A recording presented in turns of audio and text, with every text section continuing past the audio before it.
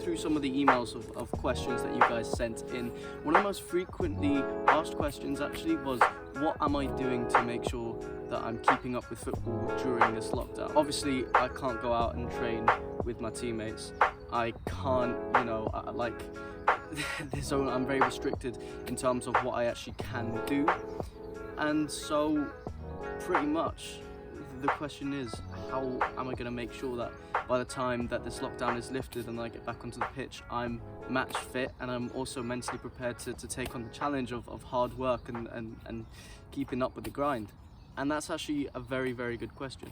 Now guys, I plan my day out the night before, and the way I usually do it is I plan them out in terms of hours. So I don't do like a wake up 9 in the morning, do this, do that, because I feel like it puts too much of a restriction on myself, and it sort of makes what I'm doing not really fun, not really as enjoyable as it could be. What I do is I just plan it in terms of hours of whenever I wake up. So for example, today was a good day.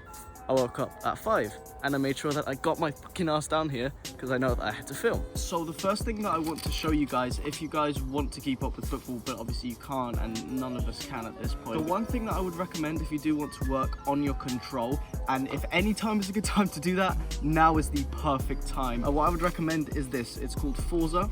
It's like a little elastic band that you just strap around your waist, and you put the football in there, and then you can practice the kick-ups and the ball doesn't go anywhere. I just want to clarify that I wouldn't normally be coming out to a park. Obviously, I know that the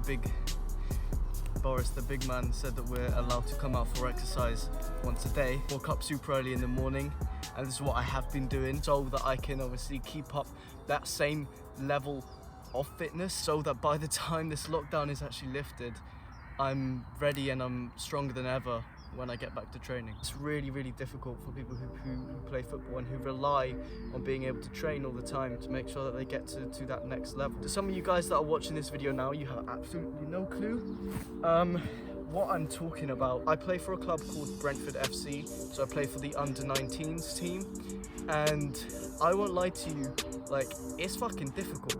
Like, it's challenging, especially last year I started out and you know, I realized there was so much work that I had to do. There's still a lot of work that I have to do. And so, to those of you who are in youth academies and to those of you who do play football, you will know how difficult it is. And I think now, all you've got to do is just take it on the chin and work even harder, because now is the opportunity, now is the best time for you to work on yourself and to make sure that you're the player that you want to be. But yeah guys, answering your question in terms of how I'm actually keeping up with my football and with my training during this time is, like I said, like I'm doing now, waking up early, just making sure that I'm keeping myself fit, making sure that I'm keeping myself mentally and physically fit as well. And really, the main thing is just working on my control, because I am in such a secluded space, in such a small area. I can't really go out and be on a big pitch and be saving shots. It gives me time for me to work on what I know needs to be improved, which is my control, which is my touch, and I'm finally being able to do that now, which is a good thing. Okay, I think that's a bit better. What age did you start playing football? So I probably started playing football, the first time I kicked a ball was probably around the age of 6, but then I didn't actually start playing properly until I was about 12, because I remember, like, I just did not know the rules of the game. I won't lie to you, I didn't know what I was doing. I just used to go around just tackling everyone, just dismantling people. Yeah, it wasn't great, because I never knew which goal we were shooting in, so I would just sort of walk about. Now, I'm old enough now to have learned which goal to actually score in. Premier League or Bundesliga, and why? I would definitely say the Premier League, because there's so much competition and you never know what you're gonna get. With the Bundesliga, it's like, okay, who do you have? You have Bayern Munich, Borussia Dortmund.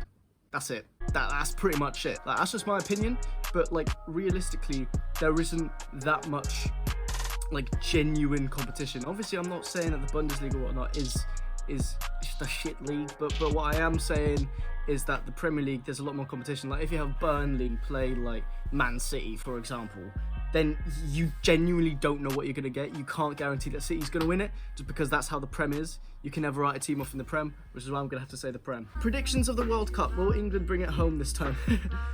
No. No, I hope so. But if I'm being honest, I don't know.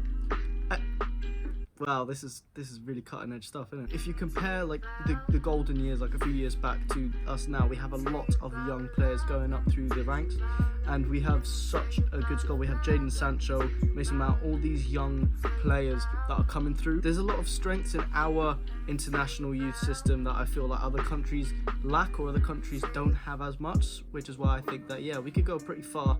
Maybe we won't win it, but we'll certainly get to the semis, in my in my perspective. Which footballer inspired you to want to become a footballer? Joe Hart. Joe Hart, without a shadow of a doubt. Are there any goalkeepers that are watching this? I doubt there are, but if there are any goalkeepers watching this, you will know what I mean when I say Joe Hart was the best goalkeeper in the world. Fortunately, Pep came in and decided to pick Bravo over him, which is kind of peak, because then ever since then, Joe Hart's career has just gone kind of shit. Him and Marco Reus, but I never had the good enough footwork to like be an outfield player, so I would just say Joe Hart. What's killing competition?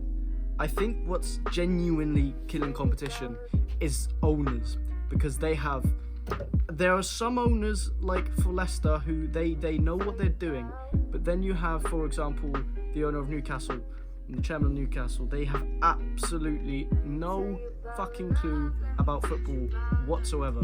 They literally just see it as a money grab. You have owners that have one goal in mind, which is purely to make money. It's not about football. It's not about actually making the fans happy. It's just about, okay, how am I going to get money from this? And they literally just see it as a money grab. They have no knowledge of football whatsoever. Until that actually stops, until there are certain rules set in place that you're not allowed to be a football owner until you've actually watched a fucking game of football in your life, it's never going to change, and it's going to stay the same, and clubs are going to go fucking down. They're going to get relegated because the owners have no clue what they're doing. Anyway, you guys, listen, I hope you have enjoyed this video. If you did, make sure to give it a big thumbs up. Also, don't forget, I am uploading the podcast on Sunday, where I'll be speaking to my mate Ben, who's also another goalkeeper for Brentford, and we'll just be talking all things Liverpool, especially because for some reason he's a Liverpool fan. Peak for him. If you have stayed to this point of the video, I fucking love you. Thank you. I appreciate you very much. And yeah, guys, take care, be safe, and I'll see you in a bit.